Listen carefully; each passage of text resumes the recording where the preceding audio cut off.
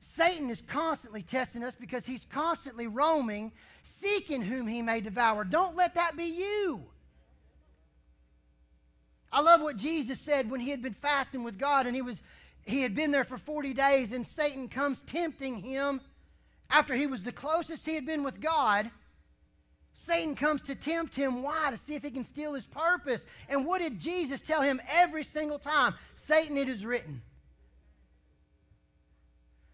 Do we not know that? We know it's written. But 9 times out of 10, we don't say it. We go, oh, God. Oh, no. We don't go, it is written, Satan. It is written. You don't have enough this month. Your checkbook is short. Satan, it is written. Jesus, you're my provider. Every need I have is met according to your riches and glory by Christ Jesus. I have seed in the ground. Whoops.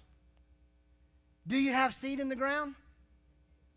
Remember what I told you back in Isaiah 28? If you don't have money to sow, find something to sow.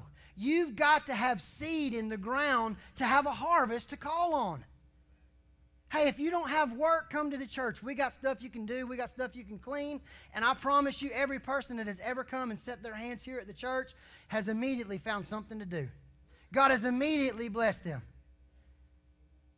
And just like Carolyn said this morning, God's timing is perfect. I don't believe that. You have no idea what's going on in my life. Hey, I know it's a faith fight, and I know that it might seem like His timing is not always right, but it is. When hindsight being 20/20, when you look back and you look around and you realize that Jesus was right on time.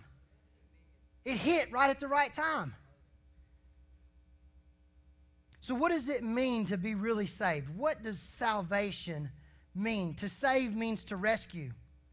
To keep from being lost. Doesn't that sound like us? To keep us safe. Doesn't that sound good? God keeps you safe when you're saved. Keeps you covered under His wings. To deliver from the power, the consequences, and penalties of sin. To preserve. To protect from harm. And I like this. How about to remove us and remove us from the hope of a certain death and hell and put us in a certain certainty of everlasting life and peace. And I've said this before. On the slim chance, okay, if you just looked at this in all of reality and all of your intellectual mind and you just can't wrap your brain around all this faith stuff, on the slim chance that all this heaven and hell stuff is real, where would you rather go? Put it in cartoon form if you have to and think, oh, heaven is palm trees and everything beautiful you can think of. Lilies are blooming and all that stuff. And hell is fire and gnashing of teeth. Where would you rather be?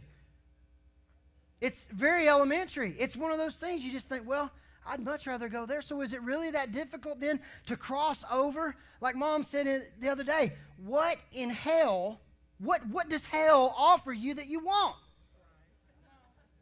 Heartache? Sickness, divorce, beatings. Satan has nothing to offer you. Everything he has is smoke and mirrors.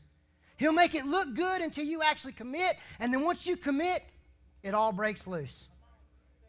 And there you are, standing there screaming out for God to say, help me, Lord, deliver me, Lord. And you know what? He will. He will. But it's up to us to work out our salvation. We shouldn't get there. Don't ever get there. Don't ever isolate yourself to that point.